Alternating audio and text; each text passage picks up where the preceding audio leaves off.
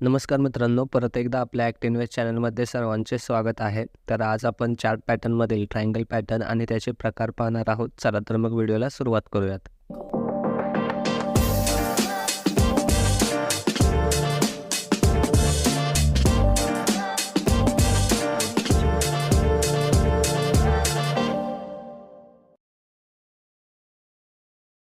तर मित्रांनो, triangle pattern हा चार्टमध्ये सर्वात जास्त दिसणारा पॅटर्न आहे आणि हा 100% वर्क करतो मित्रांनो. ट्रायंगल पॅटर्न जवळपास वेज पॅटर्न सारखाच दिसतो. दोन्ही पण ऑलमोस्ट सिमिलर वर्क करतात. तर इथे मी तुम्हाला थोडंसं वेगळं लॉजिक सांगणार आहे, जे मी जनरली चार्टमध्ये पाहतो किंवा जे मी एक्सपिरियन्स केलेलं आहे. ट्रायंगल पॅटर्नचे सुद्धा 3 प्रकार आहेत: neutral triangle pattern, ascending triangle pattern आणि डिसेंडिंग ट्रायंगल पॅटर्न.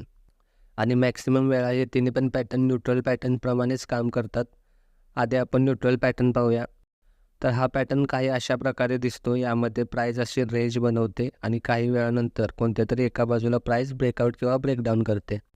जर ब्रेकआउट दिला तर बाईंगला एंट्री करायची आहे आणि ब्रेकडाऊन केला तर सेलिंगला एंट्री करायची आहे. लॉजिक एकच आहे, प्राईस वरून खाली येऊ द्या किंवा खालून वर जाऊ द्या, जेव्हा प्राईस या रेंजमध्ये येते, ही बायर्स आणि सेलरची कन्फ्युजन स्टेट असते. बायर्स आणि सेलर दोन्ही पण वाट बघतात प्राईसला कोणतीतरी एक दिशा पकडण्याची, आणि जशी प्राईस वरती ब्रेकआउट करते तशी सर्व बायर्स इथे एंटर करतात आणि ते प्राईसला वरती घेऊन जातात. आणि जर प्राईसने खाली ब्रेकडाऊन केला तर सर्व सेलर्स तिथे एंटर करतात आणि ते प्राईसला खाली घेऊन जातात. आता यामध्ये एंट्री कुठे करायची ती पाहूया. आता समजा प्राईसने इथे वरच्या बाजूला ब्रेकआउट केला तर ब्रेकआउट नंतर बुलिश कॅन्डलच्या वरती बाय करू शकता आणि कॅन्डल लोचा आपला स्टॉप लॉस राहील आणि टार्गेट आपलं सेम स्टॉप लॉसच्या दुप्पट किंवा या दोन लाईनमधील सुरुवातीचे जेवढं अंतर आहे तेवढे पॉईंटचे घेऊ शकता किंवा प्राईसचा पुढचा येणारा रेजिस्टन्स तिथंपर्यंत टार्गेट तुम्ही घेऊ शकता. आणि समजा प्राईसने खालच्या बाजूला ब्रेकडाऊन केला तर ब्रेकडाऊन नंतर बेरिश कॅन्डलच्या खाली तुम्ही सेल करू शकता आणि कॅन्डल हायचा तुमचा स्टॉप लॉस राहील आणि टार्गेट सेम स्टॉप लॉसच्या दुप्पट किंवा या दोन लाईनमधील सुरुवातीचे जेवढे अंतर आहे तेवढे पॉईंट किंवा प्राईसचा पुढचा येणारा सपोर्ट तिथंपर्यंत टार्गेट तुम्ही घेऊ शकता. आता यामध्ये मित्रांनो तुम्हाला मी पुलबॅक नंतर एंट्री सांगितलेली नाही, कारण हा छोटा पॅटर्न आहे. यामध्ये मुवमेंट लगेच येते आणि फास्ट मुवमेंट असते. प्राईस लगेच कुठल्या तरी एका बाजूला मूव्ह करते, त्यामुळे या पॅटर्ननंतर प्राईस शक्यतो पुलबॅक घेत नाही. त्यामुळे आपण यामध्ये बुलिश किंवा बेरिश कॅन्डलच्या खाली कॅन्डल हाय किंवा कॅन्डल लोचा छोटासा स्टॉप लॉस घेऊन एंटर करतो. इथंपर्यंत तुम्हाला समजलं असेल. आता आपण याचा दुसरा प्रकार पाहूया, असेंडिंग ट्रायंगल पॅटर्न. हा पॅटर्न अशा प्रकारे दिसतो. वरती एक रेजिस्टन्स लाईन असते आणि यामध्ये प्राईस अशी मूव्ह करत करत एक रेंज बनवते. आता व्हिडिओच्या सुरुवातीला मी तुम्हाला सांगितलं होतं की ट्रायंगल पॅटर्नचे तिन्ही पण प्रकार न्यूट्रल ट्रायंगलप्रमाणेच काम करतात. बऱ्याच वेळा या असेंडिंग ट्रायंगलनंतर प्राईस तुम्हाला खाली गेलेलीच दिसेल, परंतु इथून प्राईस वरतीसुद्धा जाऊ शकते.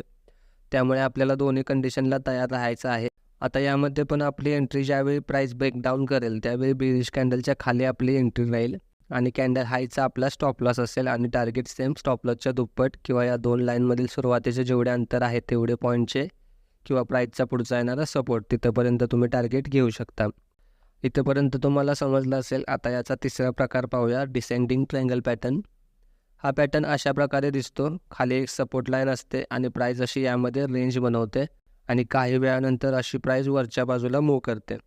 बऱ्याचदा तुम्हाला असंच पाहायला मिळेल, डिसेंडिंग ट्रायंगलनंतर प्राईस वरती गेलेली दिसेल, परंतु इथून प्राईस खालीसुद्धा जाऊ शकते.